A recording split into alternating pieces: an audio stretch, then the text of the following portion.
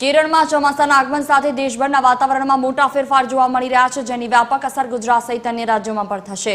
ગુજરાતના વાતાવરણમાં છેલ્લા 3 દિવસથી આવેલો પલટો આજે પણ યથાવત. આગામી 4 દિવસ સુધી રાજ્યમાં આવું જ વાદળછાયું વાતાવરણ રહેવાની સંભાવના છે.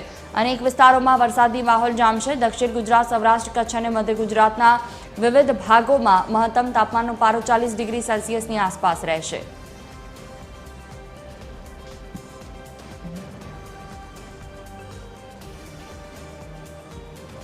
એસોસિએટ એડિટર અરુણ શાહ જોડાયા છે અમારી સાથે.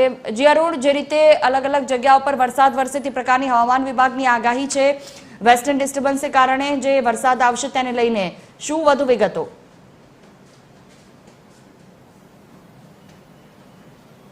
જોઈ, સૌથી સારા સમાચાર ને મહત્વની વાત એ છે કે આજથી 4 દિવસ પહેલા જે ધૂમધકતો તાપ અને ખાસ કરીને અસહ્ય ગરમીનો અનુભવ લોકો કરી રહ્યા હતા, તેમાં છેલ્લા 4 દિવસથી જે પ્રમાણે વાતાવરણ સર્જાયું છે એ હાલાત તબક્કે કહી શકાય કે વાદળછાયું વાતાવરણનો અનુભવ લોકો કરી રહ્યા છે. એટલું જ નહીં, પરંતુ રાજ્યમાં અમદાવાદ સહિત કેટલાક મહાનગરો તેમજ અનેક વિસ્તારોમાં વરસાદનું આગમન પણ થઈ ગયું છે.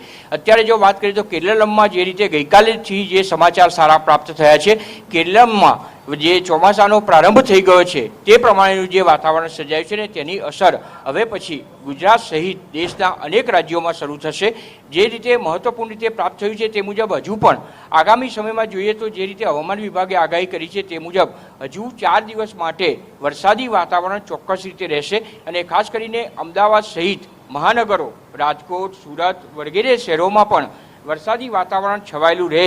એટલું જ નહીં, પરંતુ વાદળછાયા વાતાવરણ સાથે સાથે પવનનું જે ઝડપ છે એ પવન પણ લગભગ પ્રતિ કલાક 50 કિલોમીટર જેટલી ઝડપે પવન પણ ફૂંકાય તે પ્રમાણેની આગાહી પણ હવામાન વિભાગ દ્વારા કરવામાં આવી છે. એટલે આગામી સમયમાં કહી શકાય કે હજુ લગભગ 4 દિવસ માટે આ પ્રમાણેનું વાતાવરણ રહેશે. અને હાલના તબક્કે કહી શકાય કે કેરળમાં જે રીતે વરસાદનું આગમન એટલે ચોમાસાનું આગમન થઈ ગયું છે, ત્યારે તેના પગલે લગભગ કેરળમાં થી ચોમાસાની મોસમનો પ્રારંભ થાય છે અને ત્યાર પછી દરેક રાજ્યોમાં ચોમાસાની મોસમ શરૂ થાય છે.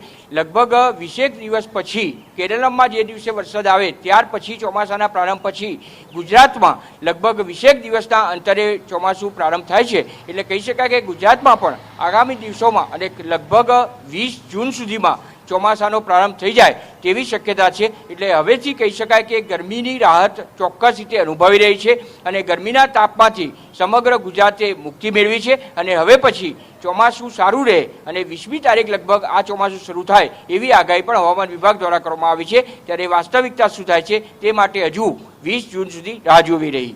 જી બિલકુલ, તમામ જાણકારી બદલ આભાર. તો આગામી સમયમાં 4 દિવસ વાદળછાયા વાતાવરણ સાથે સારો વરસાદ, પરંતુ